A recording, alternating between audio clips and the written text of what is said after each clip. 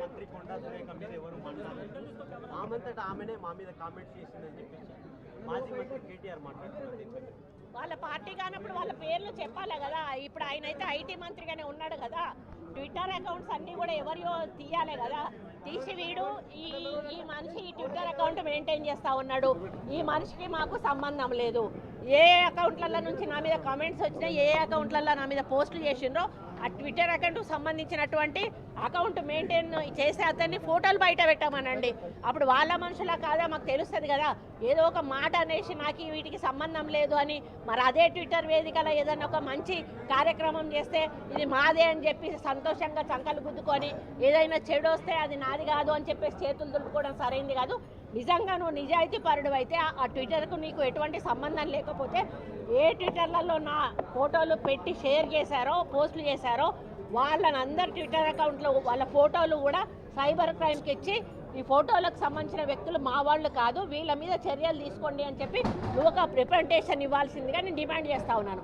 అప్పుడు మేము ఓకే చెప్తాము. కానీ నువ్వు ఇప్పటికే దుబాయ్ పంపించావు, ఇద్దరు మనుషులను పంపించావు. దుబాయ్ నుంచి 3 యాక్సెస్ అయితే ఉన్నాయి. ఇప్పుడు ఇంకో ఇద్దరిని కూడా దుబాయ్ పంపించి అరే బాబు మీరు ఇక్కడ ఉండి యాక్సెస్ చేస్తాం మనం దొరికిపోతాంరా, మీరు పోయి దుబాయ్ నుంచి యాక్సెస్ చేయరా అని చెప్పి ఇద్దరిని దుబాయ్ పంపించావు.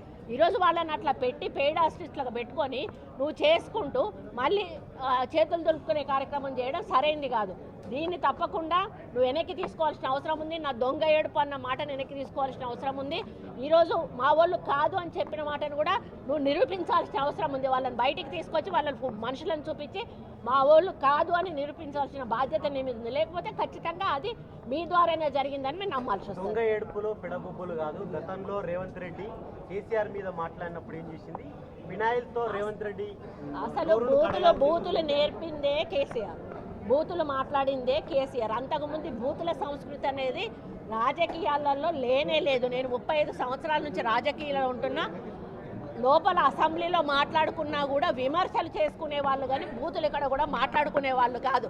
రాజశేఖర రెడ్డి గారితో నేను 10 సంవత్సరాలు పనిచేశాను. అదే 9 ఏళ్ళు చంద్రబాబు నాయుడు హయాంలో నేను ఎమ్మెల్యేగా పనిచేశాను. ఏమయ్యా రాజశేఖర్ అని ఆయన మాట్లాడేవాడు, ఏమయ్యా చంద్రబాబు అని ఈయన మాట్లాడేవాడు. కానీ ఎక్కడా కూడా అసభ్య పదజాలాన్ని వాడినటువంటి సందర్భాలు లేవు. ఈవెన్ సిఎల్పిలో మేము మాట్లాడేవాడు వాళ్ళం కాదు, టీడీఎల్పీలో వాళ్ళు మాట్లాడేవాళ్ళు. కానీ ఈయన రెచ్చగొట్టే పద్ధతిలో తెలంగాణ ఉద్యమం మాట్లాడాడు అంటే అది ఓకే, అది ఉద్యమం కోసం మాట్లాడాడు.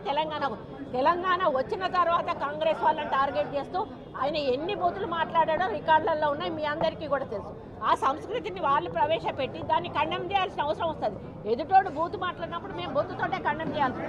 అది భూతద్దరిలో పెట్టి చూపించి మేమే మాట్లాడుతున్నాము, వాళ్ళే మాట్లాడుతున్నారు, మేము మాట్లాడతాం లేదని చెప్పడం అనేది సమంజసం. అయితే సినిమా జీవితాలతో కూడా కేటీఆర్ ఆడుకున్నారని చెప్పేసి మీరు కొంతమంది డైవర్సులు కూడా తీసుకున్నారని.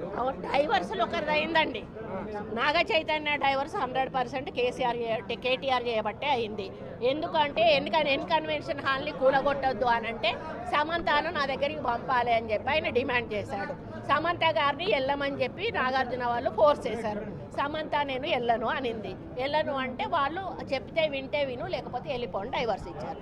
అది ఓపెన్ సీక్రెట్. అది అందరికీ కూడా ఇంటర్నల్గా మీడియా వాళ్ళంతా వాళ్ళకి ఎవరికి ఇండస్ట్రీ వాళ్ళందరికీ కూడా తెలుసు. ఈరోజు సమంత జీవితం అన్యాయం కావడానికి 100% కేటీఆరే కారణం. అదేవిధంగా 2-3 హీరోయిన్లు పెళ్ళిళ్ళు కూడా చేసేసుకున్నారు. ఎందుకు అన్నట్టు ఈ డ్రగ్స్ కేసు రాగానే ఈరోజు మీకు తెలుసు రకుల్ ప్రీత్ సింగ్ ఆల్రెడీ బయట ఆమె పెళ్లి చేసేసుకుందా. ఇంకొకరిద్దరు హీరోయిన్స్ కూడా గబగబా పెళ్ళిళ్ళు చేసేసుకున్నారు. ఈ తలకాయ నొప్పి మాకేంద్ర బాబు, మేము ఇందులో ఇరుక్కుంటాము.